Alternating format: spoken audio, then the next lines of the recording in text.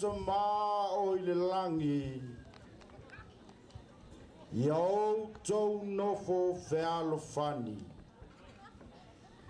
Mau te whamanui atu I a te o tau uma I le suafa o le atua le tama Ma le atua le alo Ma le atua le anganga pa ia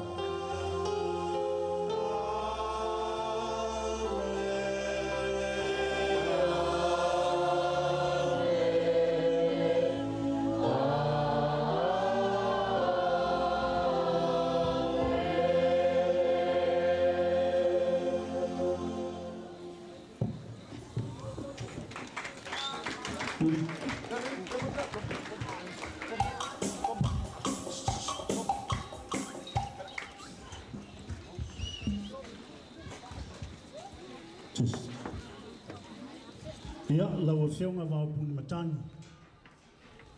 Le pika pō kuingi. O le whaao le kalesia katoliko pule anga Samoa Pangpanga. O le paia ma le mamalu foi le nao le au whainga ruenga tutofia le atua. O lo whaano no manu I le whata whai taulanga ma le whata whai taulanga. A whio foi le lau whionga pātele sefatimu o le tamao le tātou mtanga ruenga.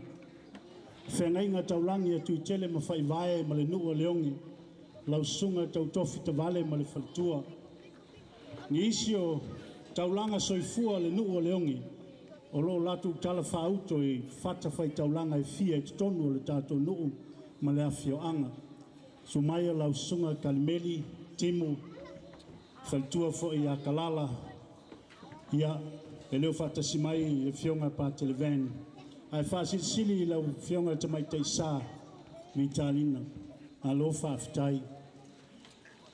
Whio mai lau whionga tu tele o le te whongo o le tātou mtanga luenga, ma le mamalu o le lau a whongo, lau whionga venga lio mtu I tele le panga, lau tō whaasala vea ma le whonga mai awa, o le mamalu le nā o le tātou mtanga luenga.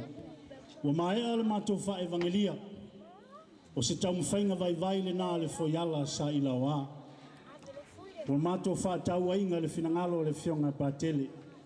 Le nei vai tau le tele o wha fia tauli me wha le tongo lo tūlai mai tutonu I a inga nuu ma la le whanga. A o mātou wha tau ainga o a inga whisila whai ma le kulusi. A uia la mātou te talo, a sila foi lau whionga mo seniolo e bika pō kuingi. O le nei lava foiala, e ese tapua inga e o mai ai.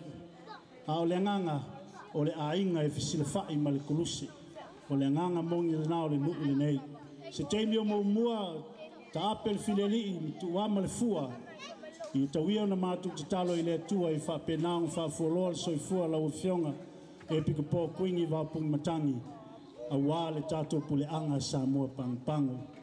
A o le foiala sa ila wā o le aseu le mātou wā I avatongu.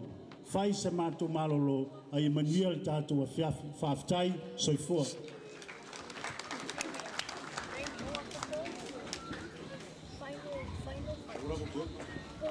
Ja, so.